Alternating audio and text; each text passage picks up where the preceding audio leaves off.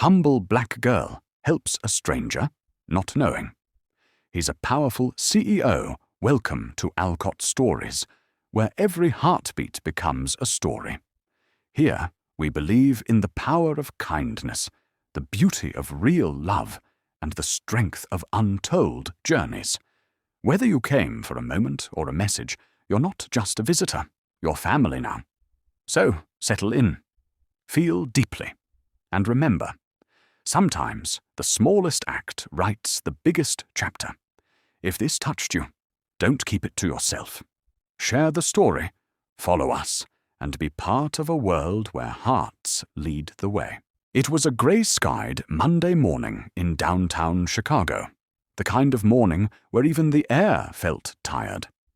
Jasmine Carter stepped off the number 9 bus, her work shoes scuffed at the toes, her uniform neatly pressed but faded with time and too many wash cycles. Her hair was pulled into a low puff, secured with a worn-out elastic band, and her face held the softness of someone who had learned to smile through exhaustion. At just 26, Jasmine was already something of a quiet warrior, a nursing assistant by day, a part-time waitress by night, and a full-time caretaker for her younger brother Malik, who was still trying to find his place in a world that hadn't been kind to them since their parents passed. Every minute of her day was scheduled, every dollar was stretched, until it practically screamed. And yet somehow she still moved through life with a grace and patience most people twice her age couldn't manage. Her morning ritual, just 10 minutes at Café del Sol before heading to the hospital, was her only real luxury. Not even for the coffee, which she couldn't always afford, but for the calm before the storm of patients, trays, and vitals. The café was buzzing with its usual morning crowd. Hurried professionals barking orders into phones, college students half asleep behind laptops, and baristas moving in a practiced dance of espresso shots and oat milk requests. Jasmine entered and took her place in the short line, her eyes already scanning the pastry case, even though she knew she'd only be ordering the cheapest item on the menu.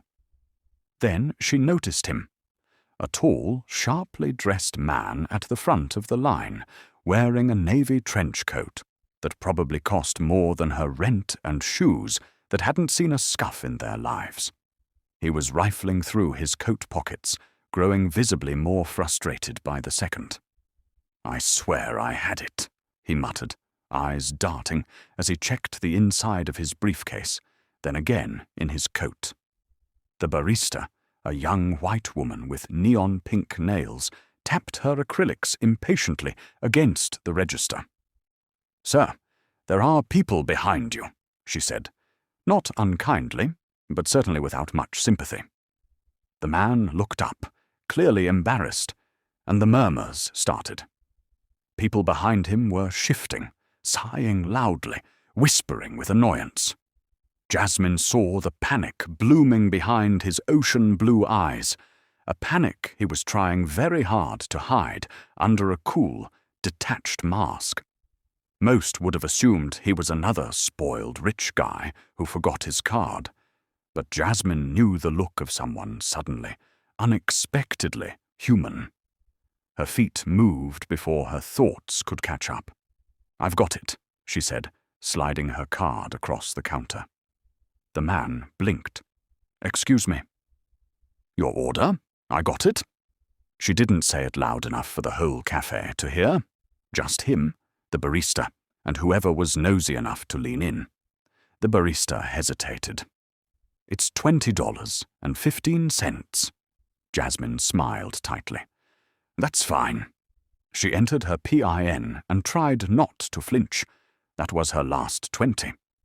But pride had never paid her bills, and kindness, as her grandmother used to say, always found a way to come back around. The man stared at her, stunned, as if she'd just spoken another language. "You didn't have to—" "I know," she interrupted gently, slinging her backpack over her shoulder. "Have a good morning." She offered him a small, genuine smile, the kind that made people feel seen, and turned to leave. She didn't need gratitude. She didn't expect it.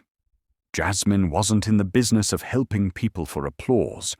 She just knew what it was like to feel small and invisible and stuck in a moment where even your dignity felt like it cost too much.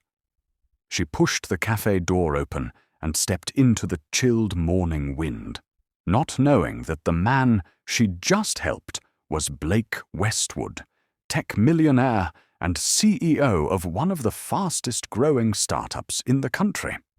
Not knowing that he'd never been helped without being asked for something in return. Not knowing that her small act of kindness, done in the middle of a forgettable Monday, would soon shake the very foundation of his world. Blake Westwood stood in the middle of Café del Sol long after the soft jingle of the bell above the door had signaled Jasmine's quiet departure, her words echoing in his ears like a song with no ending. "Have a good morning." Simple, warm, no strings. It shouldn't have meant anything, but somehow it did. He blinked at the receipt in his hand, the one with her card's final transaction, still warm from the machine, and more valuable to him than the overpriced croissant and designer coffee it had paid for. As murmurs resumed around him, and the barista handed him his cup with a carefully polite smile, Blake could still feel the shift, the strange discomfort that had nestled itself under his skin, more unsettling than any corporate scandal or shareholder threat he'd ever faced. Blake wasn't used to feeling humbled, let alone helped. He was the one who bought silence, brokered loyalty, and made the rules. He was the one people fawned over in elevators, the man whose opinions were re-quoted like gospel in tech blogs, and whose charisma sold more than just his products. It sold dreams, tall, clean-cut, and always perfectly styled in a way that was effortlessly deliberate. Blake Westwood was a walking brand. Yet as he stood frozen in the wake of a stranger's simple kindness, his image cracked a little, revealing the quiet hollowness that lived just beneath the polish.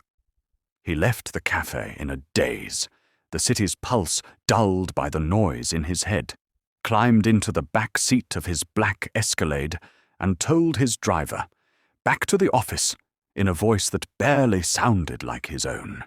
The ride was quiet, the hum of traffic doing nothing to distract him. All he could see was the look in her eyes, not pity, not awe, but something else, something dangerously close to dignity. It haunted him. He arrived at Westwood Innovations, the towering glass empire he'd built from the ground up, a palace of progress and modernity that bore his name like a badge of honor and a challenge. The lobby greeted him with polite smiles and subtle nods from staff who knew better than to make eye contact for too long. His executive assistant, Camilla, trotted alongside him with a tablet full of updates and a voice full of urgency. "Blake, the Seoul investors are asking for revised projections, and Forbes wants an exclusive on the robotics reveal. Should I set that up for Thursday?" He barely heard her. "Later," he muttered, brushing past the boardroom and heading straight into his private office, shutting the glass doors behind him with a sigh that carried more than fatigue. The space was pristine. Leather chairs, modern art, steel fixtures, every piece a statement, every surface a reflection of who he was supposed to be. But none of it grounded him now. He tossed his coat on the back of his chair and sat down at his desk, staring out over the skyline he'd conquered, yet feeling as though he'd missed something crucial in his pursuit. After a moment, he tapped a few keys on his laptop and access the cafe's security feed. Yes, he had it synced for brand safety, or so he'd justified to his legal team. But now it served a far more personal purpose. He rewound the footage to earlier that morning, eyes scanning past mundane moments until he saw her, Jasmine. The way she entered, her walk confident but unassuming, the way her eyes softened when she noticed him at the counter. She didn't hesitate. She didn't perform. She simply acted. He watched it again, and again. Her smile before she turned away was like sunlight breaking through grey. It didn't belong in his world, and yet he couldn't stop looking. "Who are you?" he whispered to the screen, more to himself than anything. There was something in her face, in the grace with which she carried herself, that disrupted his carefully ordered mind. She wasn't like the women he usually entertained. Models, influencers, socialites who knew how to play the game, who curated their beauty with precision and spoke in compliments designed to elevate him. Jasmine didn't try to impress. She wasn't dripping in wealth or validation. She was just kind. And that kindness, given without agenda, without flirtation, or even the need for thanks, made him feel exposed in a way he didn't know how to process. He leaned back in his chair, running a hand through his dark brown hair, perfectly styled that morning, but now tousled with unease. What was it about her? He didn't even know her name.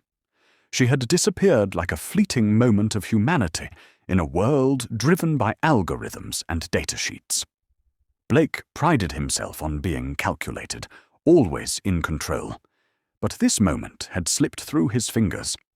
Somewhere between the swipe of her card and the softness in her voice, he'd felt something shift, something unfamiliar.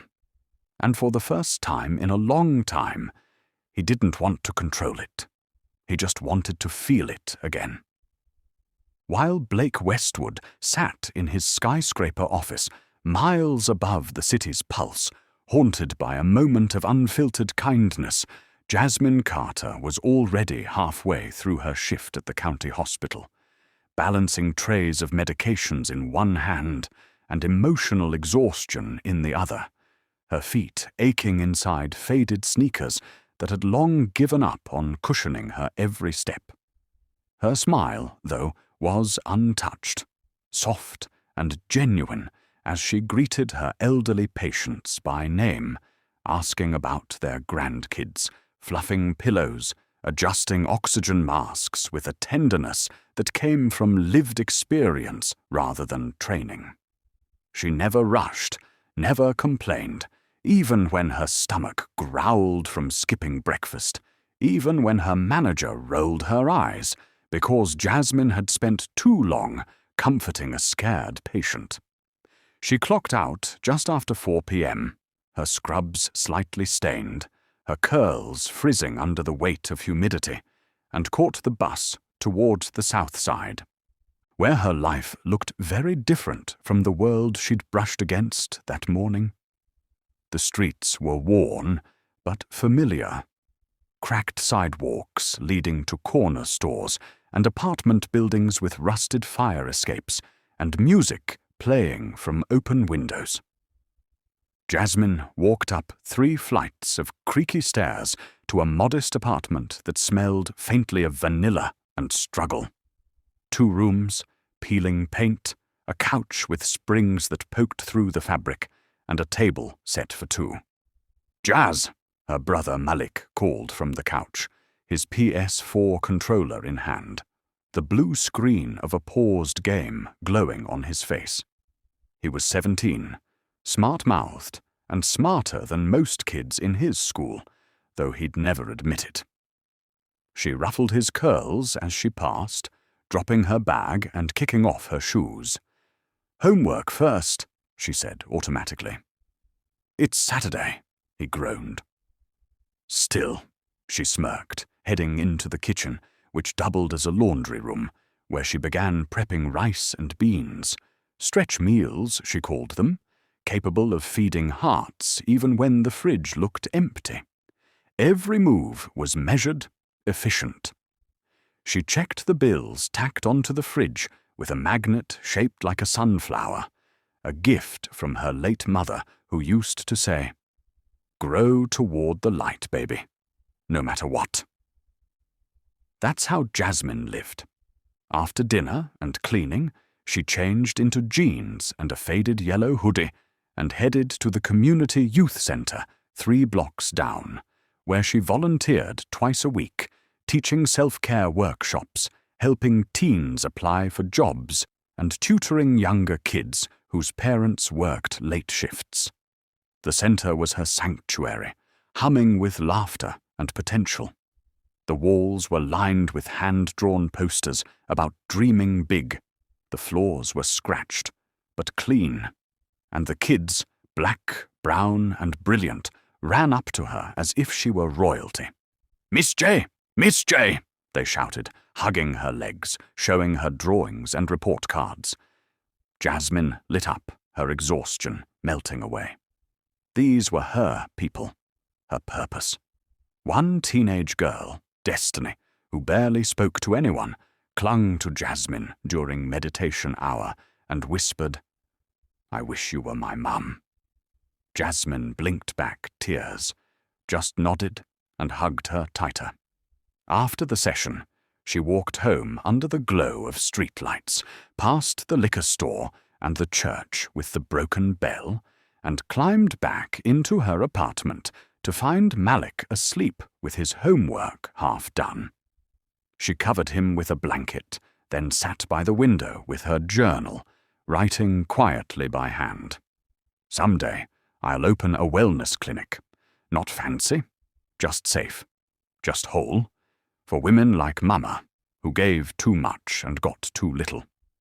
Her dream had been with her since she was 16 and watched her mother skip doctor visits because rent came first.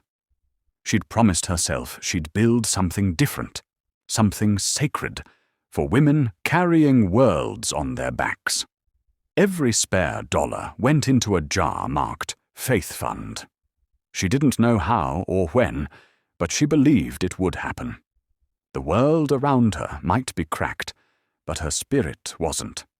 She had grown up learning how to heal without being healed, how to give when no one gave back, how to smile even when it trembled. And still, she found beauty. In music from car windows, in Malik's laughter, in the handwritten thank you notes from patients, in the simple power of showing up. While others chased luxury, Jasmine nurtured life. Her struggle was undeniable, but so was her strength. She didn't need to be rescued. She needed to be seen. And though she had no idea that her life had brushed against one of the most powerful men in the city, that the ripples of her kindness had reached into boardrooms and billion-dollar homes, she kept living, loving, and giving like she always did. Quietly, fully, beautifully. The morning sun crawled through the blinds of Jasmine's modest bedroom, streaking across her walls like gold threads, trying to stitch something softer into her weary world. It was her only day off that week, and she'd hoped to sleep in for once, but a loud knock at the door pulled her from a dream about a sunlit wellness clinic with jasmine flowers growing in the windowsills and women laughing freely, healed and whole. Rubbing sleep from her eyes, she padded to the door in socks, expecting it to be her neighbor, Mrs. Green, returning the sugar she always borrowed without asking. Instead, she found a sharply dressed courier holding a sleek white envelope, her name written in perfect cursive across the front. "For Miss Jasmine Carter," he said, with a nod so formal it made her step back slightly. "Signature here, please." Suspicious and confused, Jasmine signed, took the envelope, and closed the door slowly. She sat at the edge of the couch, fingers hovering for a moment before sliding the card free. Her breath caught when she saw the header. Westwood Innovations. She blinked, rereading the logo once, twice, heart suddenly racing like it knew something she didn't. The letter was elegantly typed, formal and polite. It opened with appreciation for an act of compassion and humanity that did not go unnoticed, and proceeded to invite her to apply for a temporary paid role in the company's Public Outreach and Community Impact Team, a new initiative focused on social engagement and wellness partnerships.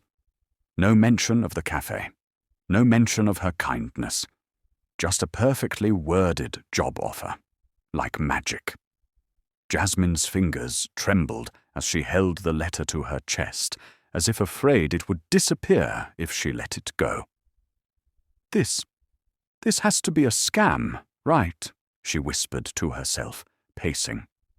She looked around her apartment, Malik's half-finished homework still on the table, a past-due notice folded beneath a plate in the sink, her scrubs drying on the radiator, and tried to process what this meant.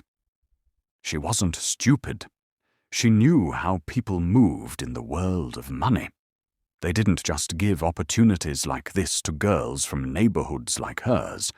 It wasn't charity, but it didn't feel earned either. Why now? Why her? She had never worked in an office, let alone at a tech empire. But the offer was real. She looked up the address, the contact email, even the name of the HR director who signed the letter. Every detail checked out. Jasmine bit her lip, heart pulled between suspicion and desperation. They were offering her 4 times what she made at the hospital. 4 times. And she wouldn't even have to lift patients or pull doubles. It was only for 3 months. But 3 months could change everything. It could buy new school clothes for Malik. It could keep the lights on. It could help her faith fund grow faster. Still, she hesitated. She wasn't used to being invited into spaces like that, rooms that felt too white, too polished, too cold. She pictured herself there. Brown skin among glass walls, surrounded by people with degrees from places she'd only heard about in TV shows. Would they laugh at her? Would they look at her the way some nurses did when she mispronounced a medication or didn't know the Latin root of a condition? Would she be just a diversity checkbox in some glossy brochure? Jasmine sat still for a long time, the silence of her apartment stretching thick around her. Then she picked up her phone and called her best friend, Tasha, who screamed so loud Jasmine had to pull the phone from her ear. "Girl, are you insane? Take it. Take the job. This is God. This is the universe. You think blessings show up in a neat little box? Number. They show up messy and confusing and wrapped in fear. Go where it scares you. That's where the change happens." Jasmine laughed through tears, because even though she was terrified, some part of her heart, quiet and brave, had already decided. The next day, she pulled her best blouse from the back of her closet, fixed her curls, and stood outside Westwood Innovations, staring up at a building made of steel and light, her palms sweating, but her chin high. She didn't know what waited for her on the other side of those revolving doors. But she stepped forward anyway, not because she felt ready, but because, for the first time in a long time, she believed maybe she deserved more. Jasmine stepped into the sleek, cold lobby of Westwood Innovations, her sneakers brushing against the polished marble floors, like a whisper of a world she was never meant to be a part of. The space was all glass, steel, and chrome, everything shiny, cold, and calculated. Nothing like the warm, cluttered youth centre or the humble corners of her apartment where life had grown from grit and sweat. She felt small, out of place, but she straightened her shoulders and forced herself to take a deep breath. She had a job to do, and no one was going to make her feel less than. As she waited by the reception desk, the young woman behind it smiled at her, but there was something distant in the gaze, a polished professionalism that lacked warmth. "You're Jasmine Carter? Welcome," she said, as if reading from a script. Jasmine nodded, forcing a smile in return, though the air in the lobby felt thick with unspoken expectations. The doors to the elevators slid open, and she followed the receptionist to the 15th floor, her heart thumping with a mix of anxiety and anticipation. The elevator chimed softly, and when the doors opened, Jasmine stepped into a sprawling, open-plan office filled with rows of sleek desks and people who moved quickly, purposefully, their polished shoes tapping on the floors, their eyes fixed on glowing screens. She was handed off to one of the senior staff members, a woman named Erica, who greeted her with a quick handshake and a rushed, "This way." Jasmine's nerves were fraying, but she kept it together, reminding herself that she belonged here, no matter how foreign this place seemed. As they passed by workstations, Jasmine noticed how everyone seemed to be perfectly put together, from their neatly pressed suits to their clean-cut appearances. It was a world she'd never seen before, and for a moment she wondered if she was really cut out for it. But then her thoughts returned to Malik, to the wellness clinic, to the dream she'd held close for so long. She wasn't here for herself. She was here for something bigger. Erica led her into a bright meeting room, and as the door clicked shut behind them, Jasmine's eyes immediately found Blake. He was standing by the window, looking out at the skyline with his arms crossed, a posture that screamed power and control. His sharp jawline was set in a quiet, almost predatory way, and his dark brown hair was perfectly styled, as if he had just stepped out of an advertising campaign. The moment their eyes met, there was a flicker of recognition, an unexpected one. Blake's icy blue eyes narrowed, his expression unreadable, though something shifted behind them, something unfamiliar.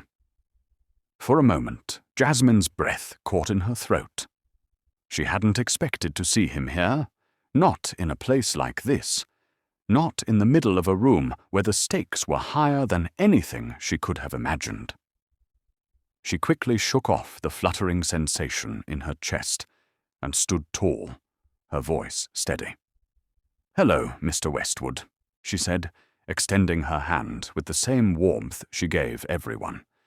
He hesitated for a fraction of a second before shaking it, his grip firm but detached. "Miss Carter," he replied coolly, his tone businesslike, no hint of recognition in his voice. He gestured to the chair at the far end of the table. "Please, have a seat. We'll get started." Jasmine sat, her mind racing. The office felt suffocating now, the air thick with tension. Blake, however, was calm. Too calm. He spoke about the company's vision, about his expectations for public outreach, his voice smooth and precise, a well-rehearsed speech that he could have delivered in his sleep. Jasmine listened attentively, but the words felt hollow to her.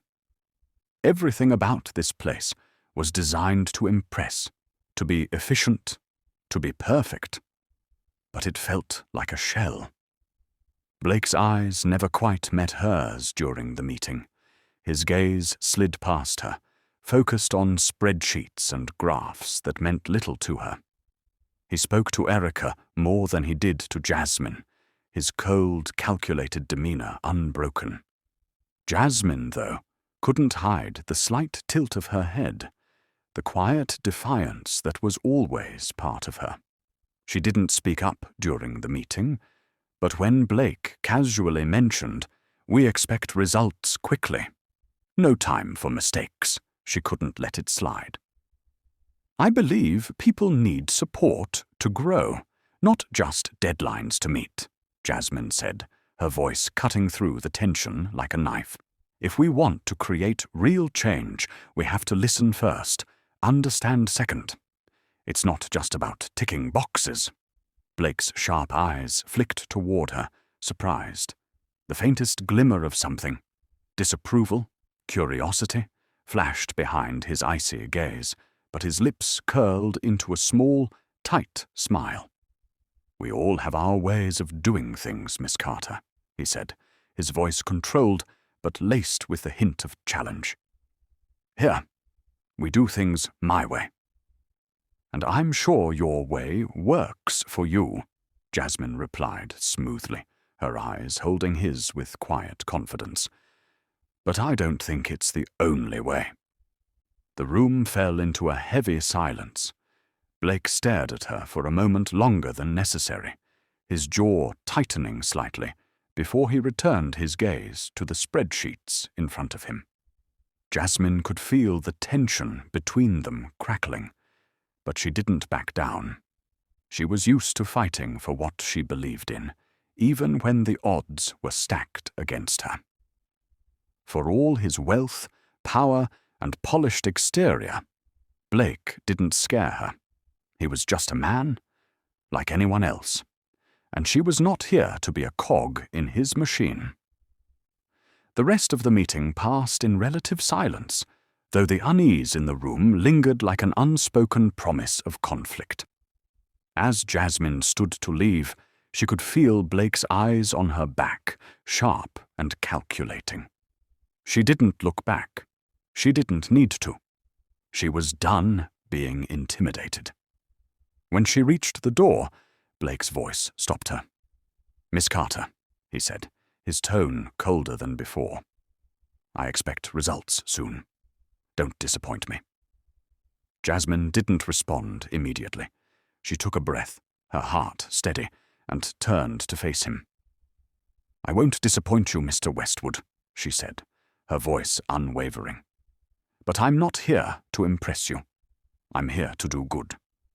And with that, she left the room, her resolve stronger than it had ever been before.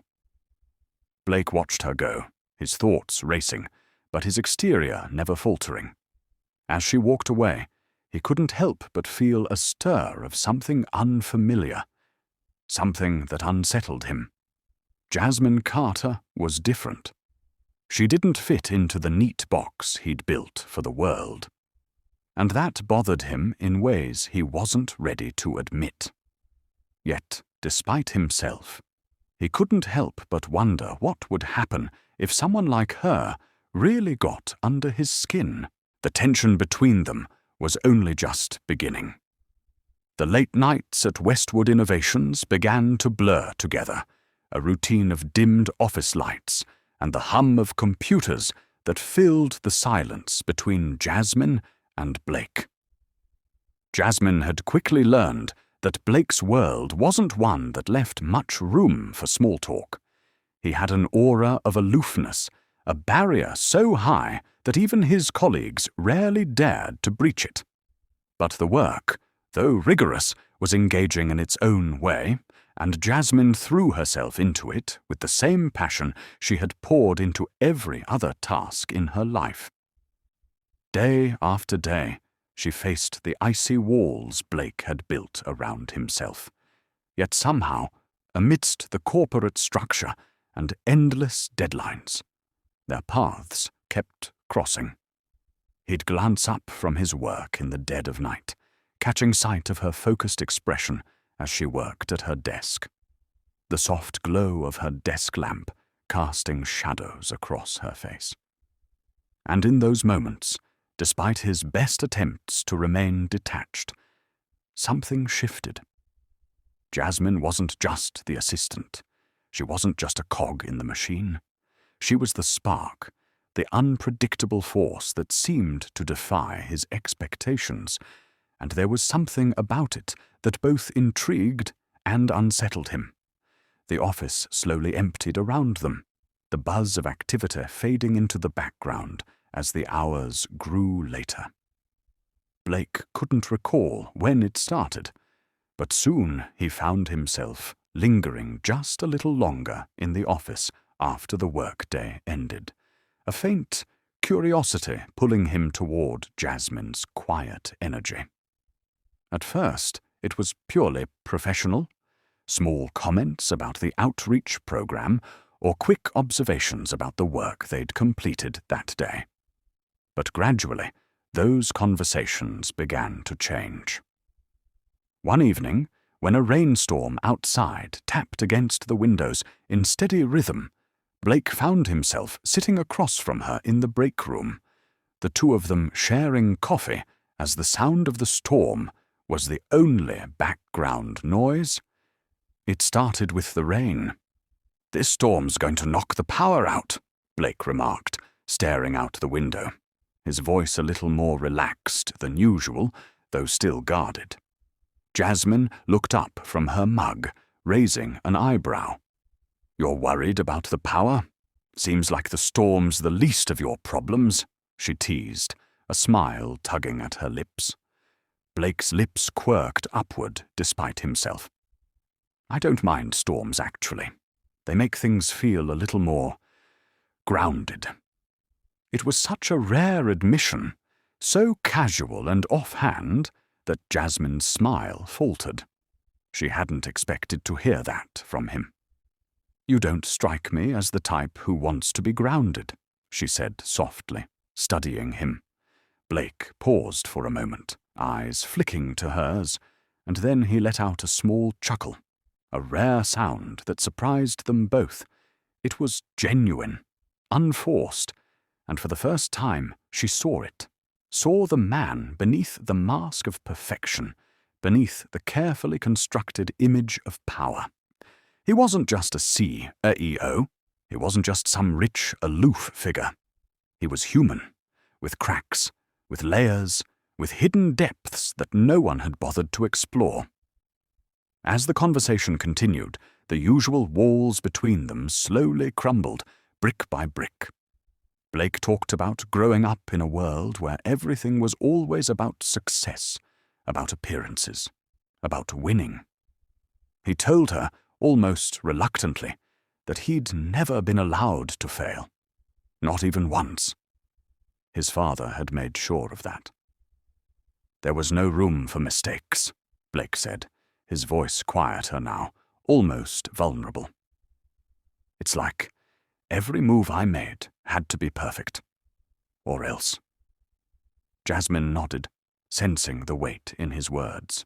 It was hard to imagine someone like Blake being burdened with anything, let alone failure. To her, he seemed so untouchable, so invincible. But here, in the glow of the break room lights, in the middle of a storm, he was just a man, an uncertain, complicated man who had never learned how to let go. And that realization softened something inside her. She hadn't expected this, not from him, not from someone who had always appeared so calculated, so cold. And yet, here he was, opening up to her, just a little. As the storm raged outside, their conversations stretched into the quiet hours of the night, the usual formality between them forgotten. For the first time, Jasmine felt a real connection with Blake. It was more than just surface-level banter. It was an exchange of thoughts, fears, and desires. She talked about her family, about growing up in a tight-knit community where everyone looked out for each other. She told him about the dream of opening a wellness clinic for single mothers, about the years of sacrifice she had put into caring for her brother and working long shifts at the hospital. It wasn't the life she had envisioned for herself, but it was the life she had chosen. By the time the storm subsided and the lights flickered back on in the office, the air between them was different. There was an unspoken understanding now, a mutual respect, though neither of them fully acknowledged it. Blake's gaze lingered on her for a beat longer than necessary, and in that moment, something shifted again, something that neither of them had the words for. I should get back to work," Jasmine said, clearing her throat, feeling the awkward tension that had formed between them. Blake nodded, his usual cool composure returning, but there was something new in his eyes. A softness, a flicker of something that resembled warmth. As they both stood to leave, Blake reached out, his hand brushing a strand of wet hair from Jasmine's face, an uncharacteristically tender gesture. His fingers grazed her cheek, sending a shock of electricity through both of them.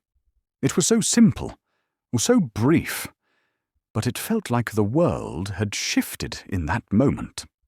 Jasmine froze, her breath catching in her throat, her heart thumping louder than the storm had ever beaten against the windows. She met his gaze, and for the first time, she saw something in his eyes, something raw, something real.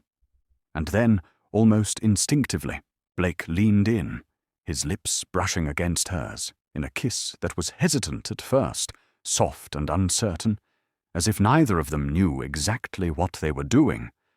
But it didn't matter. It was a kiss full of unspoken promises, full of everything they'd never said. The storm outside had calmed, but inside the air was electric. They pulled away slowly, neither of them speaking, neither of them sure what had just happened. But in that silence, they both knew something had changed. Jasmine's heart was racing, her mind reeling, but there was no denying it. The beginning of something real had just started, and neither of them could turn away from it now. The night of the charity gala arrived like a storm on the horizon, and though Blake had invited Jasmine with the best of intentions, he couldn't shake the uneasy feeling that settled in his chest as he picked her up. She looked nothing short of breathtaking in a floor-length gold gown that shimmered in the low light of his sleek black car as they drove through the streets of downtown. Her skin glowed in the golden hue, the delicate fabric clinging to her form, accentuating every curve with the elegance of someone born to wear royalty. Blake's breath caught in his throat when he saw her in the reflection of the car window, her dark eyes wide with a mix of excitement and anxiety. Despite the stunning vision she was, there was an almost imperceptible shift in the way she held herself, too aware of the world she was stepping into. Blake had grown up in this world, surrounded by polished facades and gilded perfection. But he wasn't naive.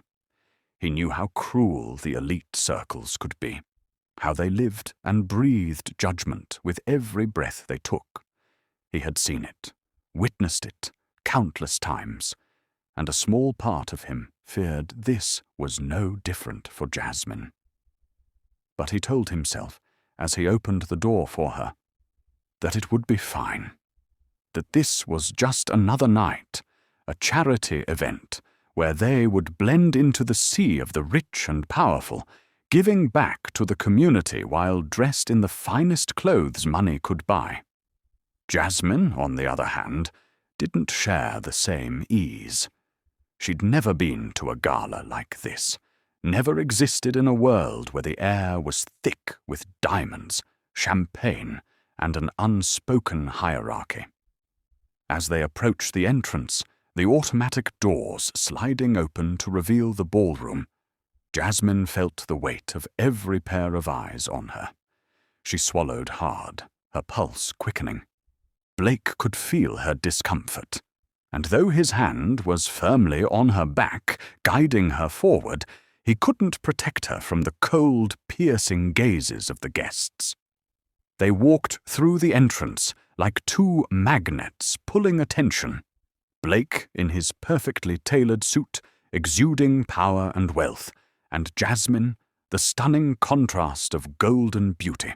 The warmth and kindness she carried in every step, too genuine for this cruel world of false smiles.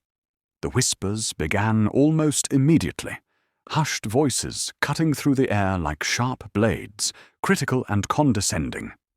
Jasmine felt each one like a sting, a judgment, a mark on her that she couldn't wash off, no matter how she held her head high. Blake, to his credit, said nothing. Not to the people around them, not to the ones who dared to glance at her, and then turn away with an expression that showed exactly what they thought of her. She wasn't supposed to belong here. She wasn't one of them. The weight of their stares was suffocating, and though Jasmine kept her posture composed, each passing moment felt like she was standing on the edge of a precipice. Blake, however, didn't seem to notice the growing discomfort in her.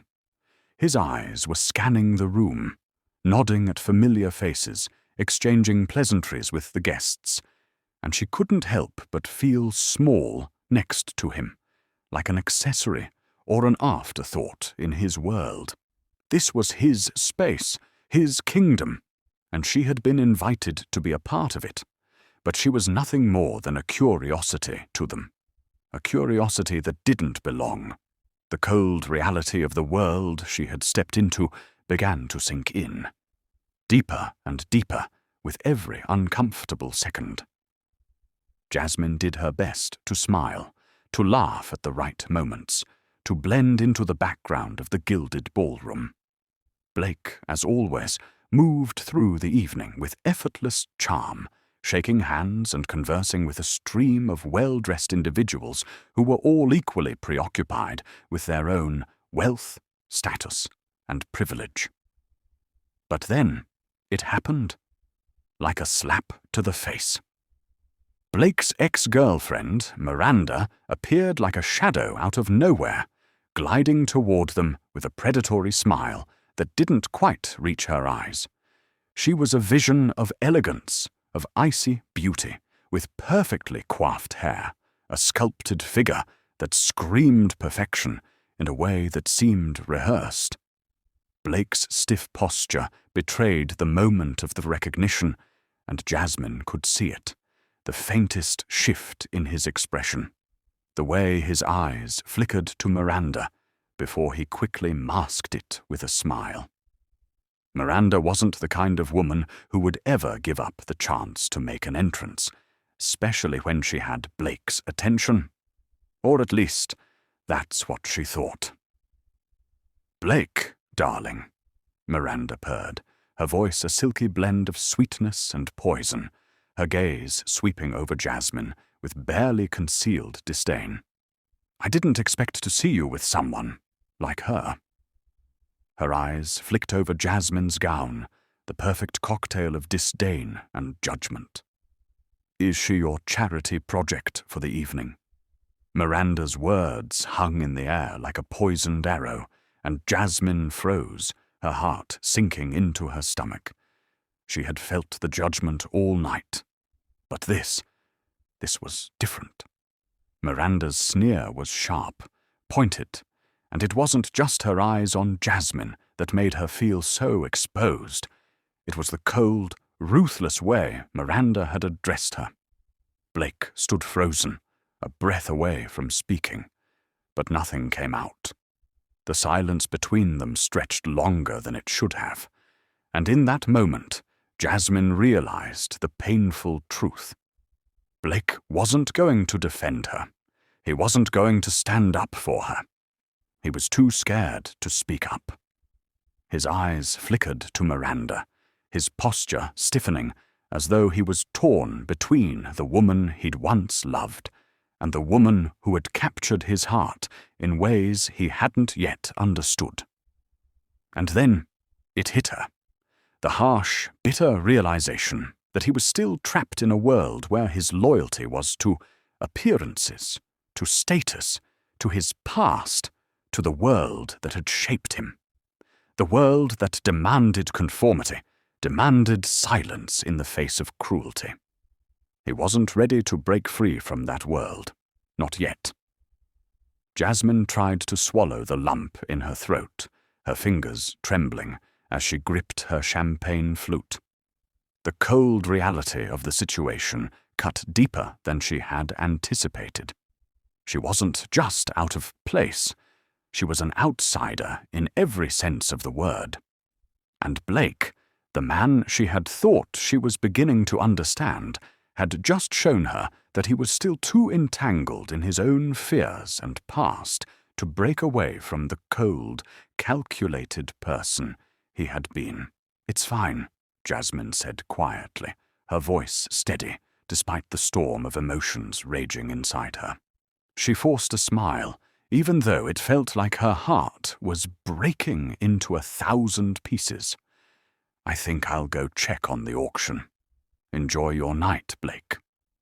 Without waiting for his response, she turned on her heel and walked away, her heels clicking against the floor in the silence that followed, leaving Blake standing in the shadow of his own indecision. As she moved through the crowd, the whispers continued. Louder now, sharper than ever. Jasmine's thoughts were a blur, but one thing stood out. She had come here to be part of something, to be part of Blake's world. But tonight, she saw the cold truth. This world wasn't made for people like her, and Blake, despite everything, wasn't ready to defend her, to stand by her in a place where appearances mattered more than people. Her heart ached, but she kept walking, moving away from the laughter, away from the glittering lights, away from the cruel reality of a world where she could never truly belong. The sound of her steps grew fainter as the distance between them grew, and Blake remained frozen, torn between the past he couldn't escape and the future he had yet to embrace. The days following the gala were a blur of emotion and tension, each one stretching longer than the last, as Jasmine's heart grew heavier with every passing moment. She couldn't shake the sting of Blake's silence, the way he had frozen when Miranda's cruel words cut through the air, leaving her standing alone in the face of judgment. She had tried to tell herself that it was just a slip-up, that Blake hadn't meant to hurt her, but deep down, she knew the truth. Blake was still shackled by the world he had been born into, a world where loyalty to his past, to appearances, and to wealth trumped everything else. She had walked away from that night with a heavy heart, telling herself that she deserved more than what Blake was offering her. A love that only existed in the shadows, a love that was hidden behind the walls of his fear. The next day, she woke up feeling a sense of finality that she hadn't felt before. It wasn't just about the gala. It wasn't just about Miranda's cruel words. It was about everything she had seen and felt in Blake's world. She had spent so many years fighting to survive, to protect those she loved, and to build a future for herself and her brother. She had always been strong, had always done what was necessary, but now she realized something painful. She couldn't keep fighting for a love that wasn't ready to fight for her. It was time to face the truth. She wasn't a charity case. She wasn't someone to be hidden away in the corners of his life. She deserved more than that. As the morning light filtered into her small apartment, she made her decision. She would leave the job at Westwood Innovations, and she would leave Blake. It wasn't an easy choice. It was the hardest decision she had ever made. But it was the right one. She knew it in the pit of her stomach, the the same way she knew that her heart would ache for the man who had made her believe in love again. But some things were just too broken to fix, no matter how much you wanted to. That afternoon, she walked into the office for the last time. She packed her things in silence, her mind racing with all the words she needed to say to Blake, all the emotions she had kept buried under the surface. When Blake walked into the office, his usual confident stride faltering as his eyes landed on her, the weight of her decision settled between them like an unspoken truth. "Jasmine," he said softly, his voice tinged with concern. "What's going on? Why are you packing up?" She didn't look at him immediately. She focused on the box in her hands, fighting the tears that threatened to fall. She couldn't afford to break down now. Not here. Not in front of him. "I'm leaving," she said, her voice steady, despite the tumultuous emotions swirling inside her. "I can't do this anymore, Blake." The words hung in the air, thick and suffocating. Blake's face twisted in confusion, his brow furrowing, as if he couldn't comprehend what she was saying. "Jasmine, what do you mean?" "Why?" he asked, stepping closer, his presence an overwhelming force in the small space. She took a deep breath, her chest tight with emotion. She looked up at him, her eyes locking with his. "You can't love me in private, Blake, and hate me in public. You can't have both worlds. You can't pretend like I don't exist when it's convenient for you." Her voice broke on the last word, and she quickly turned away, swallowing back the lump in her throat. She couldn't bear to see the hurt in his eyes. "You don't understand," Blake said quietly, his voice tinged with panic. He reached out, gently touching her arm, his fingers brushing against her skin like a plea. "Jasmine, I don't know how to fix this. I don't know what you want me to do." She pulled away from him, the hurt in her chest a sharp reminder of the truth that had been unfolding over the past few days. "You don't get to fix it, Blake. You don't get to choose when to love me and when to hide me. I'm not going to keep living like this, wondering if you're ashamed of me." His face paled, and for a moment he looked like a man who had been struck by a blow he hadn't seen coming. He stepped back, running a hand through his hair in frustration. "Jasmine, please, don't do this. He trailed off, unsure of what to say, his words stumbling over themselves.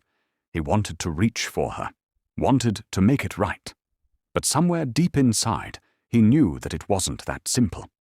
His world, the world that had shaped him into the man he was so different from hers. He had never had to fight for love.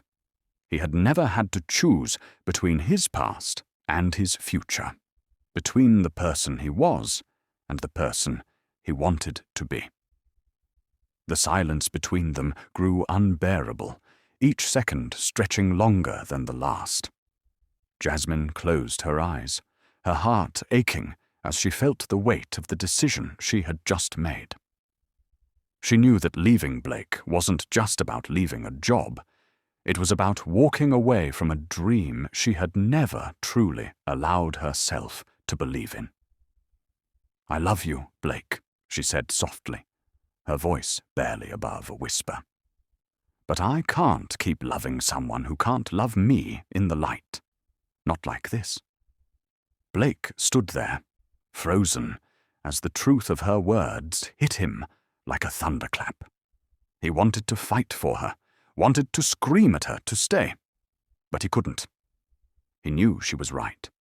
He had spent so long hiding behind the walls of his world, afraid to show the real him, afraid to let anyone in.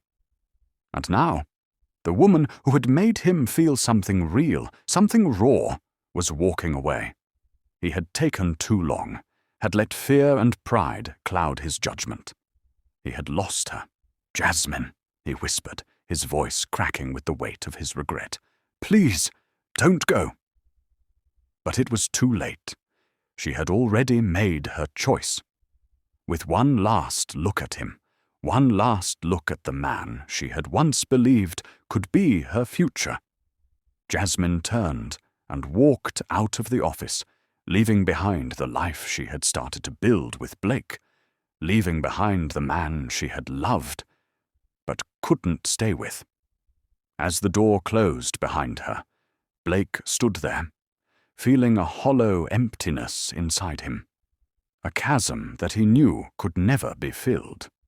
The consequences of his choices had come crashing down on him all at once, and in that moment he realized something painfully simple.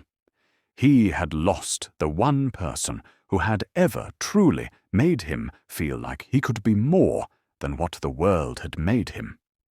And now there was nothing left but the consequences of the choices he had made, and the life he would have to rebuild without her. Blake had never imagined a day would come when he'd willingly step away from the world that had defined him for so long, the world of power, wealth, and influence. The world that had always catered to his every need, where he was recognized for nothing other than the name he carried and the status it brought. But as he drove into Jasmine's neighborhood, a part of him felt a strange mix of fear and anticipation. He hadn't seen her since she left Westwood Innovations, hadn't been able to reach out, even though every part of him wanted to.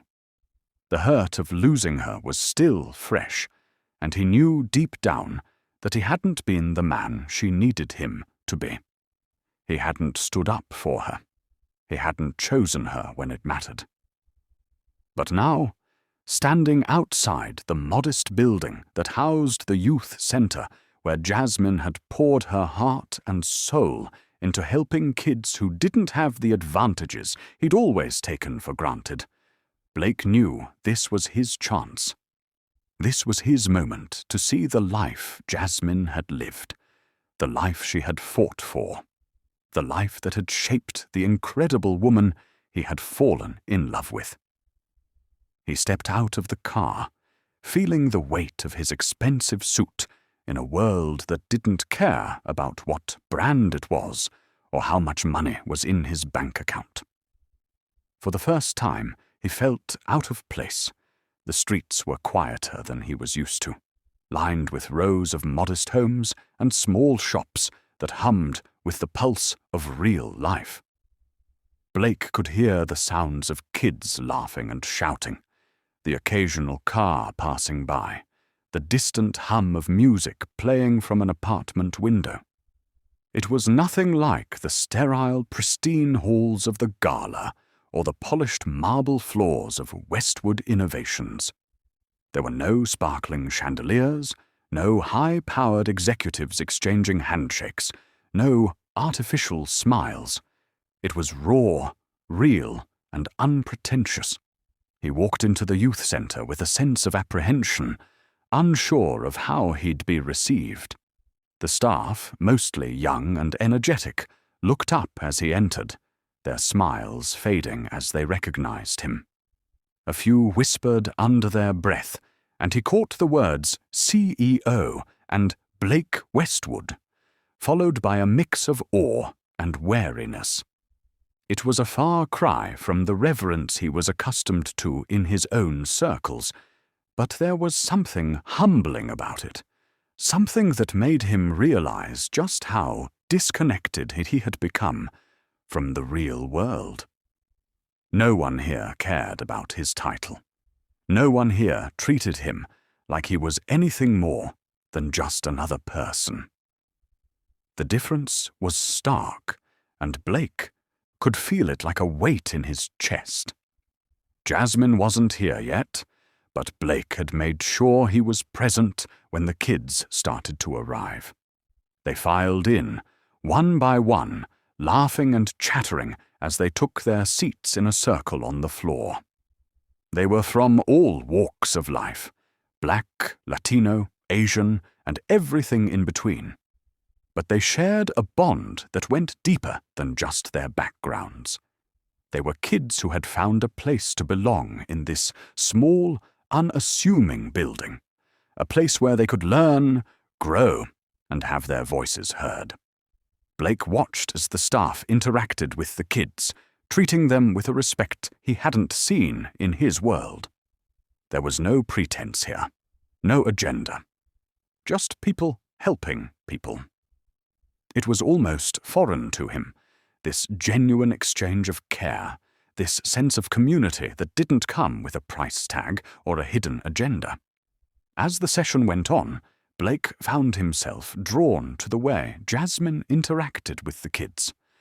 When she finally arrived, she entered with the same warmth and energy that had first captivated him. She didn't wear the mask of perfection that his world demanded.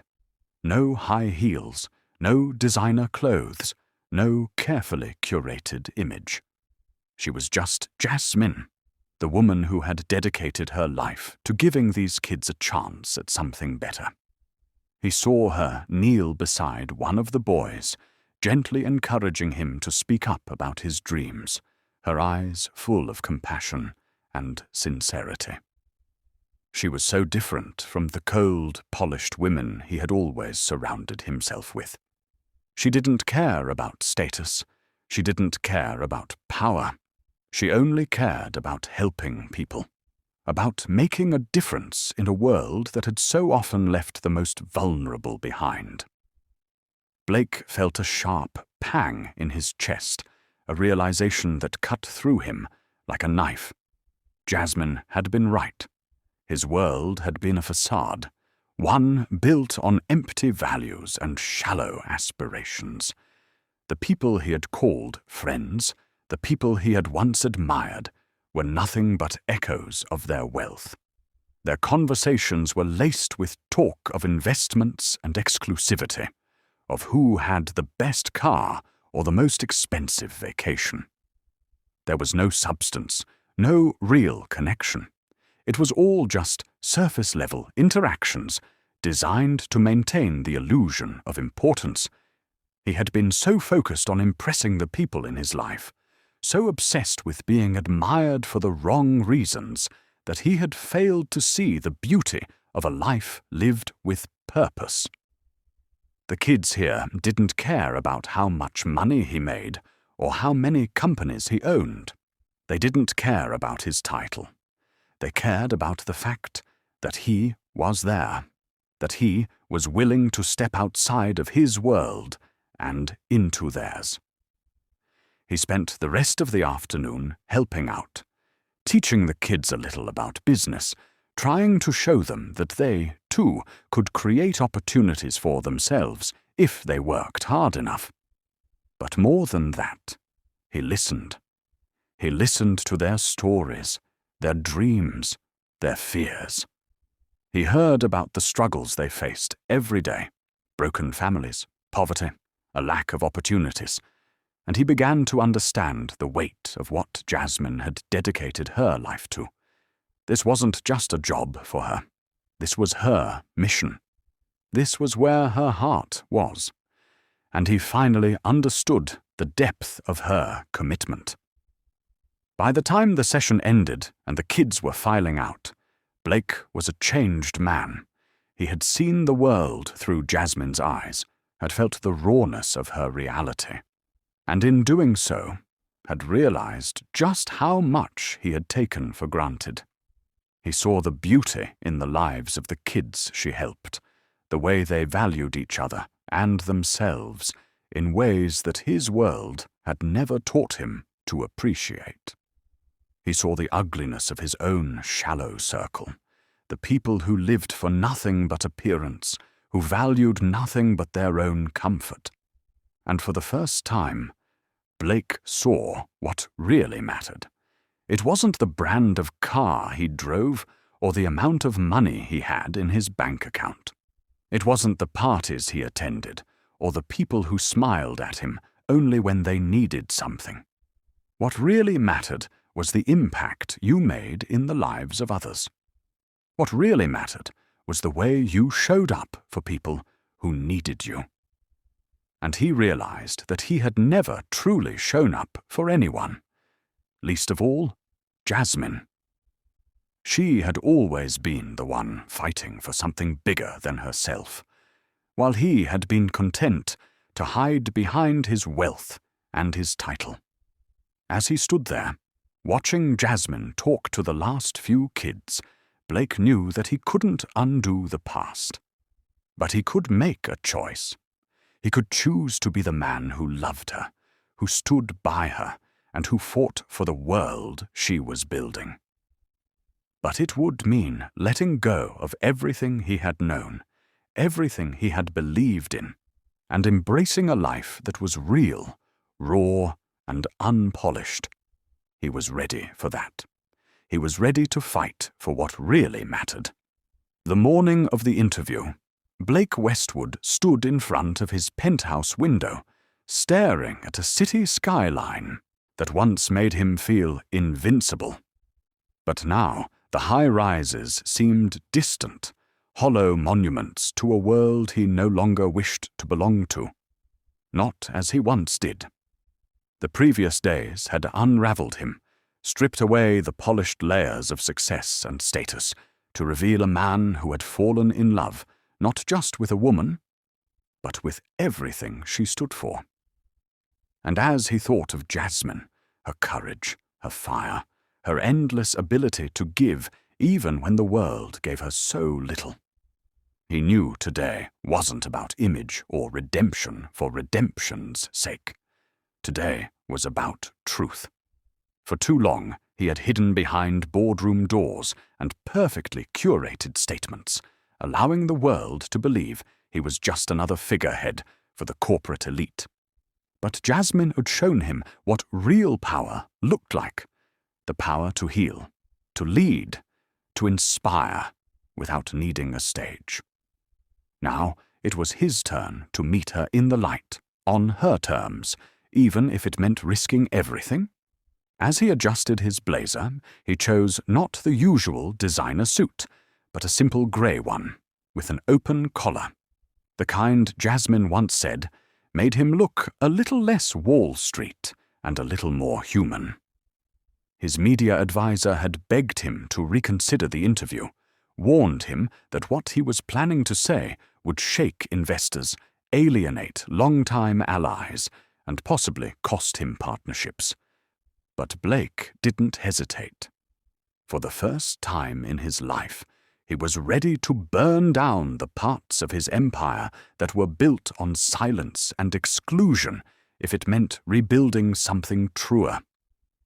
He stepped onto the studio stage, cameras blinking like eyes waiting to judge, and took his seat across from the host, an older journalist known for hard questions and no patience for pretense.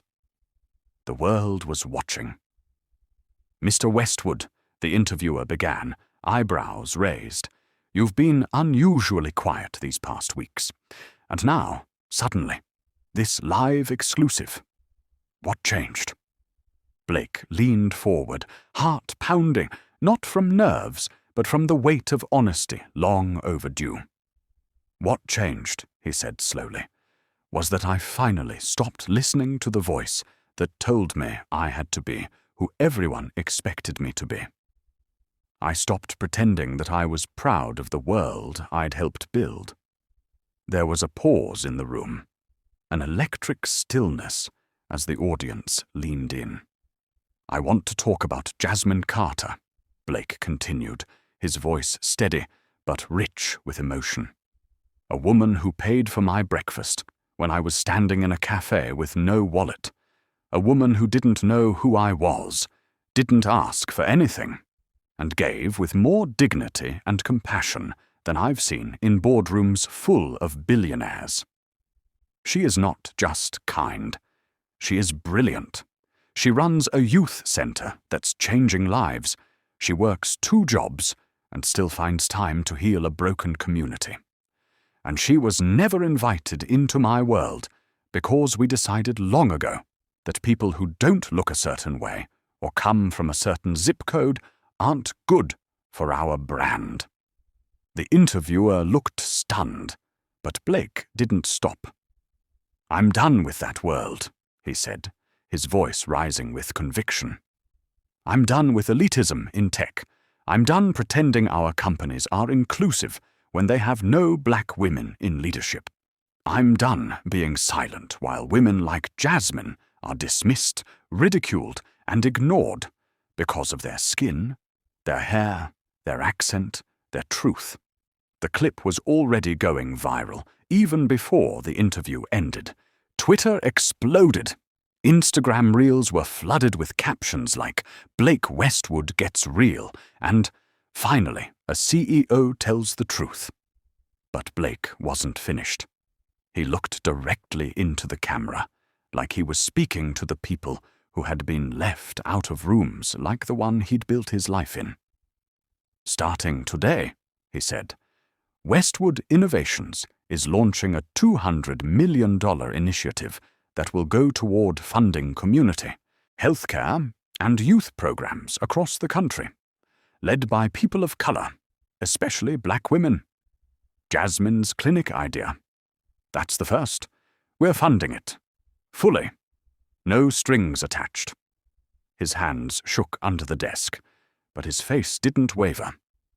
"Because if our companies aren't lifting the people who built the country we profit from, then we don't deserve to lead them." The studio was dead silent, then erupted in a wave of applause. And still, Blake didn't smile. He didn't bask in praise, because this wasn't for likes or headlines.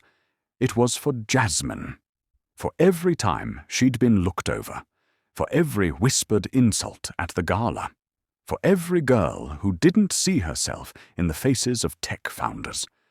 It was risk, yes. Investors would call him impulsive. Executives might resign. But Blake had made peace with that. Redemption wasn't about fixing a headline.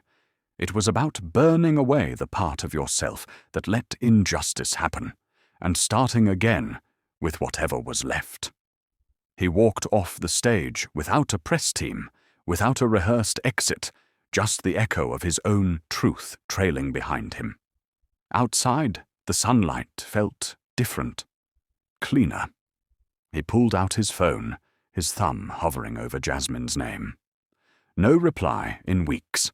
He didn't know if she'd watched, didn't know if she'd believe him. But he sent one message. "I see you now. I see everything you are. And I'm choosing you in public, no matter what it costs." And with that, Blake Westwood stepped into a new world, not the one his wealth had built, but the one Jasmine had shown him was worth living for. The evening air was warm with the promise of spring, as strings of soft lights hung over the modest community lot, casting golden glows on folding tables covered in baked goods, handmade signs, and donation jars. It wasn't a grand ballroom, no marble floors or silk curtains, but it was beautiful in its own way. Authentic, alive, and humming with the kind of purpose that Jasmine Carter had always carried in her soul. The fundraiser for her future clinic, Harmony Haven, as the kids had named it, had drawn neighbors, local business owners, school teachers, and the same youth she'd spent years pouring her heart into. Laughter echoed between the tents. Music played softly from a Bluetooth speaker someone had borrowed from home. And everywhere Jasmine looked, there were faces full of hope. And yet, a quiet storm raged in her heart. It had been weeks since she walked away from Blake. Weeks of silence, grief, and a cautious rebuilding of the walls she once let down. But the silence had shattered the moment she saw that interview. Blake Westwood, the man who once cared more about image than integrity, had stood in front of the world and called out everything she'd once begged him to see. She'd watched, frozen as he spoke her name not as a secret he wanted to protect, but as a woman he was proud of. He didn't just praise her, he stood up for her. He burned bridges he'd spent a lifetime building, all to build something better. And now, with the fundraiser in full swing and donations trickling in, Jasmine smiled through the ache in her chest, wondering if he meant it. If he'd really changed. If he truly saw her, not just as the woman who helped him that morning in a cafe, but as the woman she had always been. As she handed out plates of food and thanked people for showing up, her heart stopped at the sound of a familiar voice behind her. "Excuse me," it said, clear and steady. "Is this where hope gets funded?" Jasmine turned slowly, unsure whether she was hallucinating or dreaming, and then froze entirely when she saw him. Blake standing alone, no entourage, no camera crew, no expensive suit. He wore jeans and a plain black t-shirt, hair slightly windblown, and eyes searching only for her. Conversations around them faded, the crowd parting like a quiet tide as he stepped forward with hesitant, reverent steps. Her hands trembled around the plastic donation box she still held, and he noticed. "You always hold things like they weigh the world," he said gently, and she laughed despite herself, a soft, surprised sound that cracked the shell she'd been holding together. He stopped just in front of her, the lights above catching in his eyes, and for a moment neither of them moved. "You shouldn't be here," she whispered, not out of anger, but because her heart wasn't ready to break again. He nodded slowly. "I know, but I had to be." He looked around, at the kids laughing near the bounce house, at the flyers for her clinic, at the mural of handprints painted along the side of the building. "I saw everything you built. I walked through it, and I realized something." He met her eyes, voice unshaking. "I've built towers. You've built people. I've sold ideas. You've given them roots. And all this time, I thought I was the one who had something to teach. But you changed me, Jasmine. You taught me what love is." A hush had fallen over the space. People watched, but didn't interrupt, sensing the sacred weight of the moment. Jasmine's eyes shimmered with tears she wasn't ready to release, but her heart was already answering him. "Blake," she breathed, her voice cracking. "I didn't want to fix you. I just wanted you to see me." He stepped closer. "I didn't deserve to, but I see you now, all of you. And I don't want to love you in silence. I don't want to protect my image or stay in rooms where you're not welcomed. I'm done hiding." The crowd held its collective breath. The kids she mentored stood by the lemonade table, wide-eyed. One of them whispered, "Is that the CEO dude?" And Jasmine laughed again, hand flying to her mouth, because somehow, in all this grandeur of emotion, Blake had shown up as the most human version of himself. "You're serious?" she asked. "You really want this life?" He nodded without hesitation. "Yes. I want late nights helping with grant applications. I want kids calling me Mr. B and ruining my shoes. I want to sit next to you when this clinic opens and know I was there, not as a donor, but as your partner." And then, in front of everyone, her community, her co-workers, the children she called her own, Blake took her hand, kissed her knuckles, and whispered, "I love you, Jasmine. Not in private. Not in secret. In front of the world." Her tears finally spilled, and she dropped the donation box on a nearby table to throw her arms around him. The applause was thunderous. Kids cheered. Staff clapped. The speaker played Golden by Jill Scott without warning, and Jasmine laughed into Blake's chest, saying, "Of course you pick tonight to make me fall in love with you all over again." He held her tight, eyes closing, heart full. And in that crowded lot under string lights and stars, a white CEO and a black community healer kissed, not like something forbidden, but like something finally right. The sun rose with a golden hush over the South Side neighborhood, casting warm rays on the newly painted sign that read, Harmony Haven Wellness Clinic. Bold letters, hopeful colors, and a mural behind it, blooming with images of black women holding children, of flowers breaking through concrete, of open hands passing forward something precious. It was opening day, and the air buzzed with energy that felt electric but sacred. Jasmine Carter stood at the front entrance, clipboard in hand, nerves fluttering like birds in her chest, even though everything was ready. The halls were filled with the hum of preparation. Volunteers setting up registration tables, local nurses stocking supply rooms, and teenagers she'd mentored years ago helping mothers fill out forms while toddlers giggled and played with blocks in the waiting room.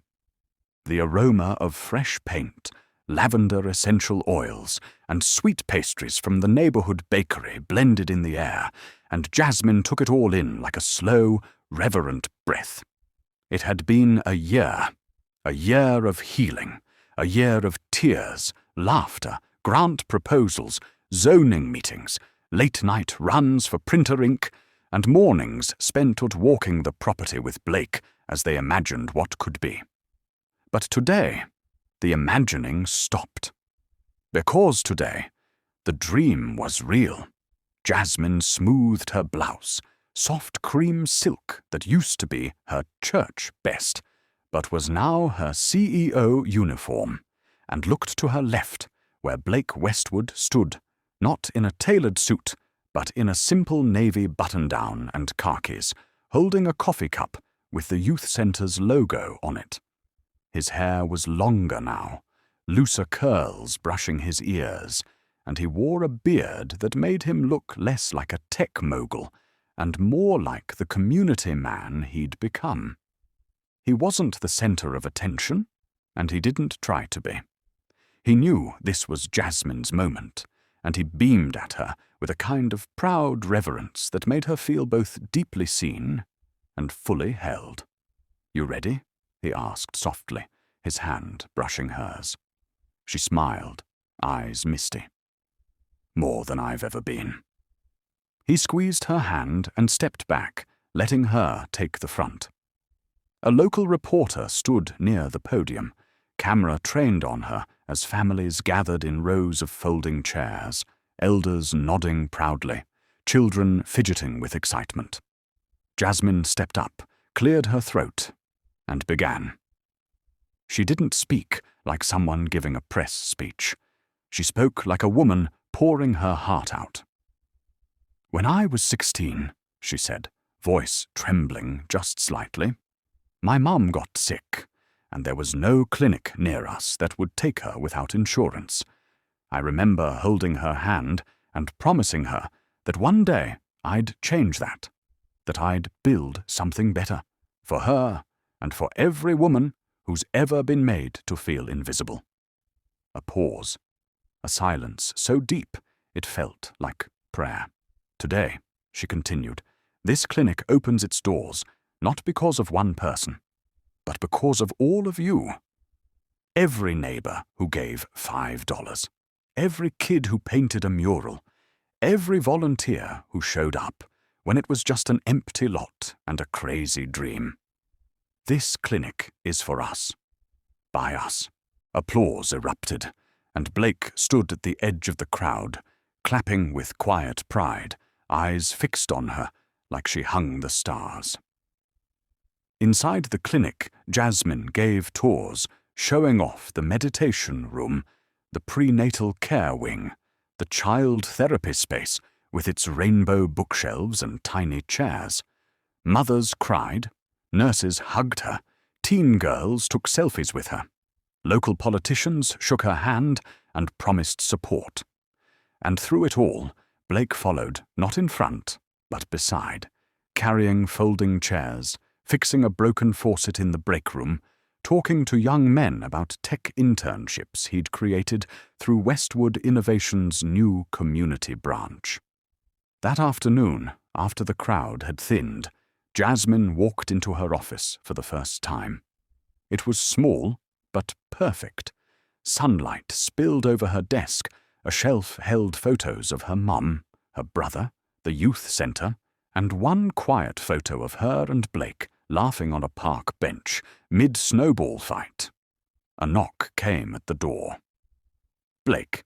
He entered holding a small box. "Something for the boss," he grinned.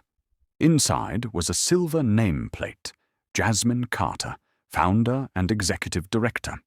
Her fingers trembled as she picked it up. "You're something else," she whispered. "No," he said, stepping closer, cupping her face. "You are." And then, with no crowd, no spotlight, just sunlight and silence, he pulled her close and kissed her. It was soft and slow, full of everything unsaid.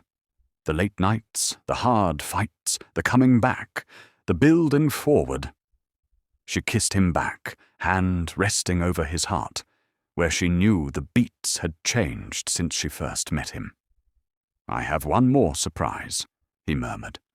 He reached into his pocket and knelt. The gasp caught in her throat before she could stop it.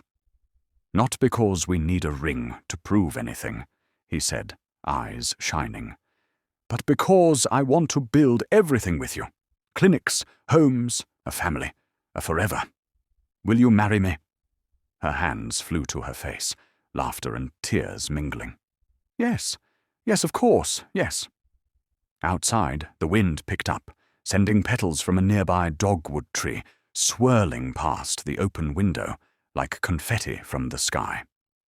Later, the city paper would run a feature with the headline, "From Boardrooms to Backyards, the love story changing Southside." But for Jasmine and Blake, the story wasn't just about love. It was about legacy. Not the kind measured in dollars, but in lives changed, hands held, futures rewritten. As the clinic settled into its first sunset, with laughter echoing down its new halls, and Jasmine curled into Blake's arms under her nameplate, the final words etched themselves into the soul of the city. He was powerful. She was priceless. Together, they changed more than each other. They changed the world.